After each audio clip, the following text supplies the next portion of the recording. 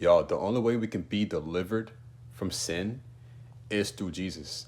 The only way we can overcome temptation is through Jesus. You know what I'm saying? We can't fight sin. We can't fight our battles. Jesus, he fights our battles for us.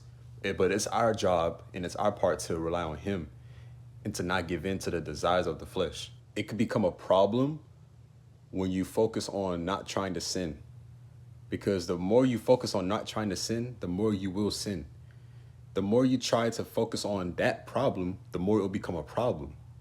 Like, we cannot sit here and worry about trying not to sin or trying not to give in to these desires, that desires. Instead, we should surrender to Jesus and let him work through our desires so those desires can fade. The only way to fight off those desires of the flesh is putting on the whole armor of God.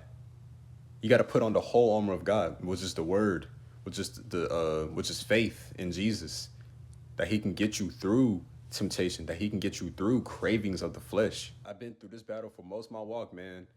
I'll just be focused on trying not to sin, and then when I do fall, I don't even give myself grace. And that's the same thing with everybody else. When you focus on sin too much, it'll be a time where you fall because you're not focusing on Jesus. Because through his perfection, through his righteousness, through his holiness, he can deliver us from our corrupted seed that we have. But when we don't focus on him, we're going to sink like Peter did in the water. And when we do fall, we don't give ourselves grace. And that's what will happen when we focus on our problems and our emotions. And also, it's bad to worry about our problems and our struggles, because Jesus knows everything. He doesn't want us to sit here and think about what we just done. He wants us to surrender those burdens and give it to him so he can help us. Whenever you get a lustful thought or any thought of temptation to sin, to do anything that doesn't please God, you have to take those thoughts captive and make it obedient to Christ.